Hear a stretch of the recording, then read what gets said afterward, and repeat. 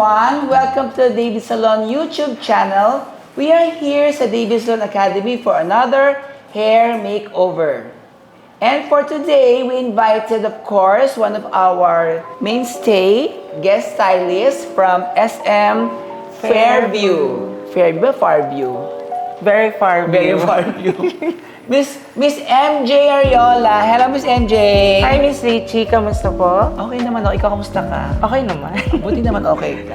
Anyway, Miss MJ, we have another makeover. We have a model. Ano ba mga ginawa sa buhok mo for the past years, months? Iniwan po. Puro ka nag-ribbon ka ng Hindi, buhok. once lang po. Kailan yun? Last year pa po. So matagal na. So yun ang history ng buhok niya, Yes, ribbon. for ribbon. Saka meron din po siyang previously colored, di ba ma'am? Oo, nag-color siya. Mhm. Paano approach ang ginawa mo sa hair ni ma'am? Sabi po niya kasi, nag-DIY din po siya. Oh, Nag-box dye siya.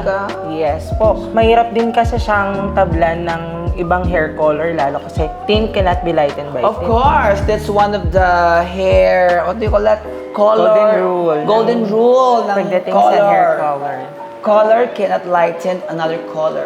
Okay. Tapos po, since rebonded hair siya, hindi po kami pwede po maglagay ng maraming highlights kasi Yes. po, Maka-compromise compromise po yung Oo, hair niya. Siyempre, kailangan alagaan ang integrity ng buhok. Importante yan, di ba?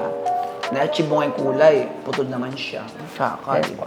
So Okay. gusto lang po niya, mas lighter lang po ng onte sa hair color niya, previously color po. Sa natural color niya, mas lighter lang. Yes, Pero, yung previously colored hair niya, medyo dinark mo ng konti o tinone down mo. Yes po. Para magpang-abot Pantay sila. po Okay. So naglagay lang din po tayo ng manipis po here para meron naman pong something Kakaiba new sa hair yung niya. manipis niya. Kasi po yun Parang din, makapal. Hindi. Charing. Parang siyang headband tayo. Yes, Parang po. headband, o parang naka-headband. So parang kuri-kuriyan yung ano niya kasi Oo. yung dito po niya is meron siyang curtain bangs. So Curtain bangs. Maganda may ribbon siya, no? Parang yung headband with ribbon. Ang ganda. Medyo na, ano pa rin yung buhok. Kung maganda, what do you call this? Nagkaroon ng konting liwanag yung kanyang hair, yung kanyang aura because of this light ash blonde. Ash blonde. Okay. After no, wala kang ginawa sa kay ma'am? after po noon, nag-keratin treatment po kami. Keratin. Di ba maraming klase ng dalawang klaseng keratin? Meron tayong express, yun yung maglalas lang siya ng ilang Weeks. weeks. Yung ginawa mo sa kanya yung pangmatagalan. Months Yung yung, Yes po. Yung smoothing keratin treatment. Yun yung ginawa mo kay ma'am. So, ano magiging effect nun sa hair niya? So yung ano po, magde-deposit po siya ng keratin dun sa... So, mawawala pagkabuhaghag. Yes po. Kasi nga, unang-una nakita ko kayo ng buhok ni ma'am, hindi naman kulot. Ewan ko bakit siya nagpapastraight. Sabi ko sa kanya, bakit ka nagpapareband? Or nagpapastraight ang hair? Hindi ka naman kulot. Dapat talaga, minimaintain lang yung buhok niya ng keratin lang para mabawasan yung buhaghag tsaka mas manageable. Yes. Yun po talagang ginagawa ng keratin sa hair natin, di ba? Mag-deposit ng keratin para maging smooth siya. At the same time, medyo ma-weigh down yung pagkabuhaghag ng hair. Okay. So, Ma'am Roda, kamusta naman na yung makeover? Happy ka ba? Okay, guys!